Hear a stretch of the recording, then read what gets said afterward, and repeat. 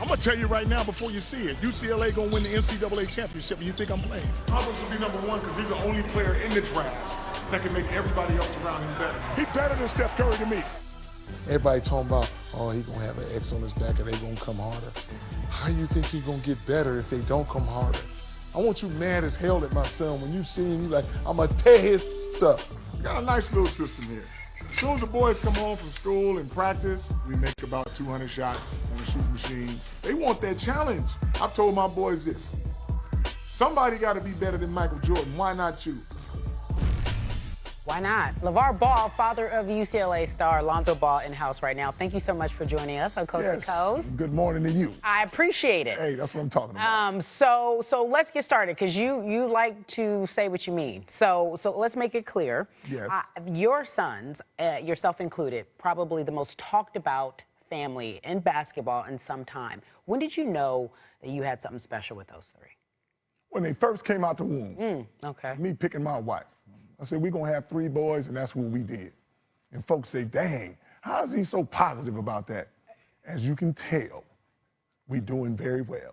As I can tell, you are doing very well, but there's something about that. You still have to instill that work ethic. It just doesn't happen overnight. How'd you do that? That work ethic comes from my wife and me. If my boys see that, how hard we work, it kind of instills it. If we both bums and kicking back, guess what? You're going to have some lazy kids. So you got 3 boys, Lonzo specifically, the star at UCLA, and he has talked about how he's one and done. You've talked about how he's been one and done. Are you concerned about the pushback you're getting because you've been bragging on your son? Oh, I don't worry about no pushback. As long as my boys know what I'm about and I know what they're about, people on the outside, we don't care. Do you think you're taking the spotlight away from them, though? I'm not going to take the spotlight away from you if you playing on the court and I'm sitting down. Because of what you say? I can say anything, but people are watching. So to build conversation, they got to come talk to me. But if they want to see somebody play, you got to watch my son. Of your son, has your son ever said to you, Dad? No. Chill. No. Never. Before you even get it out. No? No, I don't have them type of kids. What would they say? They ain't going to say nothing. They just going to do what I tell them. Until they get out on their own, then they can do what they want. And then they can do what they want. Yeah, you can do whatever you want when you get away from me. When you meet Lonzo, he's the opposite of you. Well, in terms of his demeanor. Quiet, doesn't get into it, he just proves it on the court. Yeah, so you got to catch him in the right situation. Now, if you catch him playing PlayStation or something or playing some cards or dominoes, you'll see me all in it. But when you raised in South Central, that's where all the alpha dogs are, in the hood. You raised in Chino Hills, you can just chill. That's why you got Lonzo chilling. He handles business on the court in a chilling style. Okay. But in the ghetto, we outgoing. You lose, get out of here. You ain't no good. Okay, so do you think that you're misunderstood? Do you think that people don't get you? I don't care about nobody getting me, because they ain't going to stop me from sleeping, eating no donuts, playing dominoes, or doing nothing. All they can do is talk and say, I told you so, or he like this, or he like that. That's fine with me. Just don't bother me. I think you've said a lot of comments. I don't think there's anything wrong with you thinking your son is better than Steph. I don't think there's anything wrong with you wanting $1 billion deal for all 3 of your boys. Do you believe that all of those statements are just you setting up the tone for what it should be? I'm not setting the tone. I'm just doing what it's going to be. Meaning? Meaning, we going to get $1 billion. Trust and believe that. That's what I'm saying. And when it happens, you're going to be like, how did he do that? So just keep waiting. So Charles Barkley, your friend, used to be one of your favorite players. Charles Barkley used to be my favorite player. Tell me about it. He's not my favorite player now, not because I don't like him. It's because my boys are my favorite players now. Okay, so your favorite player was on Mike and Mike this morning, and he had something to say about your playing time in college and then your overall approach to the media. So let's take a listen, and then I want to get your response. Okay. Got to understand, Mike, they probably weren't interviewing guys who average 2 points a game in college. So now he's getting his interviews, and everybody's going to put him on because he says catchy stuff. But listen, like I said, I think his kid's probably the #1 player in the draft, and I wish he would let his kid shine.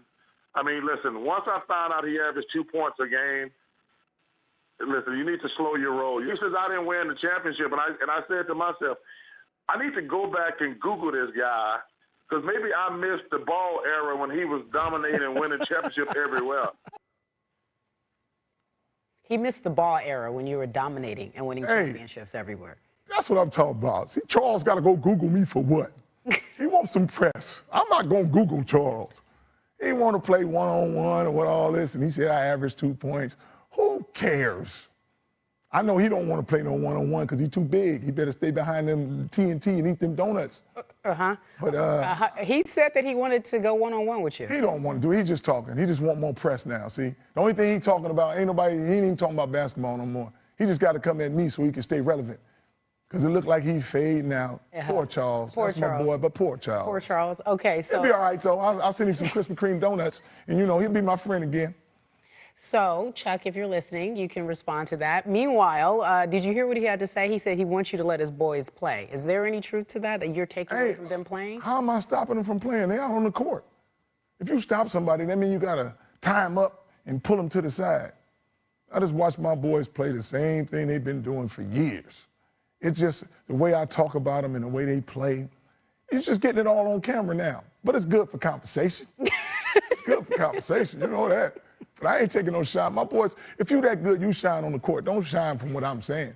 All right. So we've talked about you and your take on how you handle your boys and how they don't respond. They don't talk back because you don't raise boys like that. And you're okay with all the attention, negative or positive, that you receive. Well, it comes with the territory. And that's how you feel arenas. Like everybody wants to shut me up, but they can't. You see, my boys go out there and you know what? Let my boys finish whooping your tail on the court while you paying attention to what I'm saying on the outside. There was a statement that you made in a recent interview. They said all the talk that you're doing could make more people want to come at Lonzo when he gets in the league. Come at Lonzo? See, that's what all the reporters and everybody say on the outside to say, hey, when Lonzo get there, you all heard what I said. Get to him. I don't think not one player worried about getting Lonzo. They worried about playing, making their money, and trying to win. All right, so tell me about the tournament. You made a declaration early in the season. Yes. UCLA wins it all. Well, UCLA wins it all. You and I still stay true to that. I ain't going to be like, you know what? I don't think they might not win now. Shoot. Any hesitation in what you saw? They didn't win the Pac-12 tourney, so you see that. I never said they're going to win the Pac-12 tournament. What they have on the court, though? Yes. You still okay with the capable assignments? I'm going to tell you this. I told my boy this. There's 3 levels of play. Tell me about it. Regular season, then you got playoff mode, and then you got a championship mode. Okay. And he knows he got to keep going up. I do appreciate you. You're making me laugh, so I'm trying to keep it composed as a journalist. But you are funny, and I know you understand what you're doing. Yes. People have said to me, he reminds me of Earl Woods. You have a bit of Richard Williams to you as well. Is there a method to what some would say is method? Oh, no. First of all, you're talking about Venus and Serena's dad. That's a single sport. Tiger Woods, that's a single sport. They don't have, one of them got girls, the other one got one boy. I got 3 boys. So you're trying to compare me to them, but you can't. In terms of how you approach, in terms of how you instill, in terms of their work ethic, in terms of what you want them to do and how you want them to be great, I think every father that's got some successful kids is kind of like that. But everybody has the same thing. They want the best for their kids, especially as parents. You just don't videotape everybody. Like somebody's playing piano really good right now. And their parents are saying, you're the best orchestra I've ever seen in my life. But ain't nobody want to hear that because ain't nobody trying to watch no piano. Okay. Before I let you go, we were told that the home was burglarized last night. Is everybody okay? Is everything everybody's okay? all right. Chino Hill's got the best neighborhood watch in the world. Okay. As soon as you bust a window, they calling in police. That's all they did was break a window. And that was it? And that was it. Everybody's okay? Everybody, I wish I was there. They wouldn't be. It ain't hard to get in my house. It's hard to get out. Uh-oh. Okay. All righty. Oh, it's coast to coast, guys. Breaking news with LaVar Ball. He is something, ain't he? Thank you so much for joining us. I appreciate you. I appreciate you, sweetheart. Thanks very much. Okay. All righty. Back in a moment.